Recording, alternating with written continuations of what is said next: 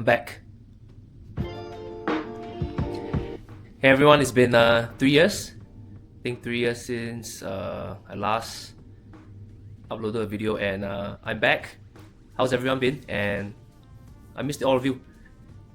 I only realized there's like 211 of you subscribed here to me and kind of abandoned everyone, and I wanted to just say that I'm back on a new journey, and I wanted to just share why I stopped.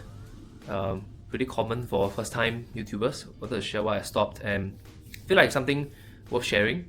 And if you've ever been, if you've ever started or embarked on a project that challenges you, all of us would actually kind of face this situation where you would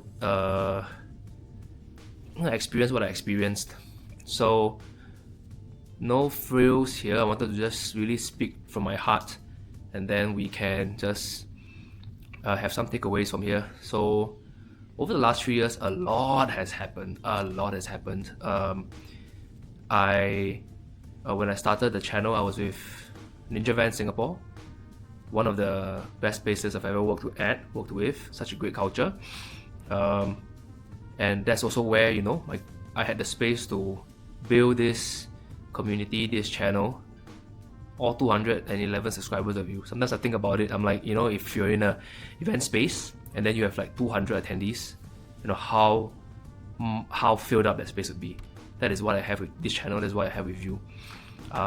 So probably just go into why I stopped. I think I lost sight of why I started this journey in the first place. I started because I was a sales enablement sales trainer in a company, and then I went on to actually get promoted to actually run the sales enablement department in the company, and even bigger portfolios like learning and development, even operational training. We have a lot of drivers, over 1,000 drivers just there alone. So really exciting time. I started the channel because I really am passionate about helping people get better. I'm really excited about, if there's one thing that someone can take away to become 1% better, I think I would have done my job, and I get excited from that. And well, if you look at my old videos, you would see that is probably how I started the channel. There's an air of lightness, fun, excitement, and then I built off of that. And what happened was, over time, as with any endeavor, I started to chase numbers and metrics. For a creative endeavor, I went on to chase numbers and metrics. Of course, I didn't know better. That's just the usual journey, right?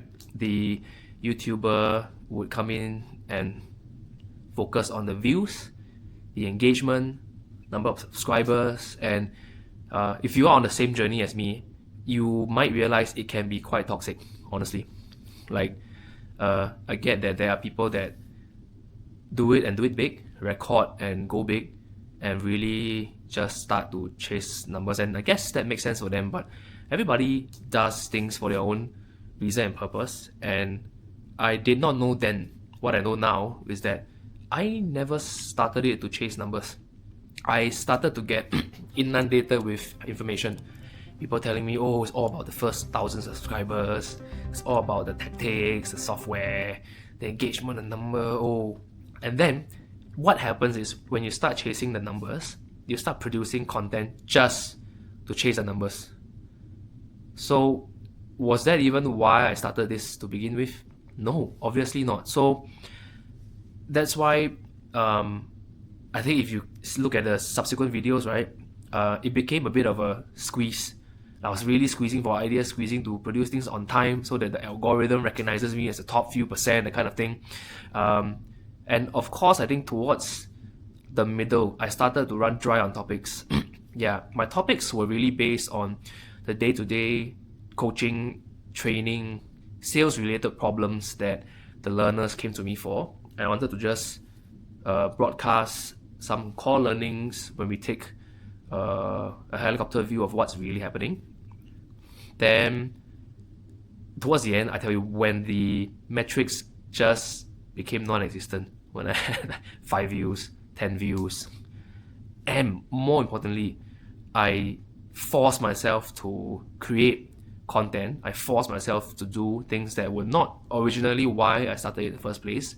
That's where everything crumbled. Of course, it came at a timing where I got promoted and moved on to another portfolio where sales was not the only focus anymore.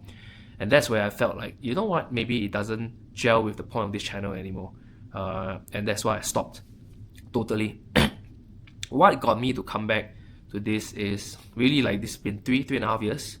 Since then, I went on to actually run a healthcare group, and it was a short-term project to turn it around, and I got a chance to do sales training, sales enablement at a global level. So that's where I am now. I guess what I have been doing works. What I have been preaching for, frameworks, the programs really work, because now I'm doing it at a global level. Is super exciting. And I have multiple overseas training opportunities coming up across the Asia Pacific region. It's going to be really exciting. And the most important thing is I realized that jobs come and go. Careers can sometimes change. But what I had with the YouTube channel that I built was something that remained. Of course, it's not like it doesn't produce money for me, it doesn't produce anything for me, aside from the fact that there was a community built. And that means a lot to me. It means that all of you actually bothered to subscribe. Probably all of you or half of you now want to unsubscribe. I'm not forcing you. But as long as you're here, I think it's my responsibility to continue to do what got me to start, and I guess partly why you subscribe to in the first place, which is putting out content that's authentic, it's fun, and most importantly, it helps you get 1% better every day. Something, anything at all. So, this is me. I'm back, and this time I want to share this. It's not going to be a clear journey. It for sure isn't going to be straightforward. Every week you're going to see new videos, for sure, no. But it's going to be authentic, true to my schedule, true to what I believe in.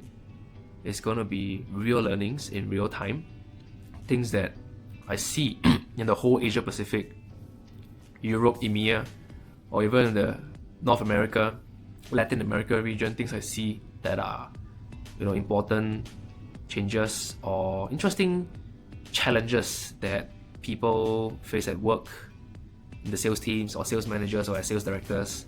I'll share those with you, and I hope to really share incredible learnings so that each and every one of you can get 1% better every day. Thank you for watching this video.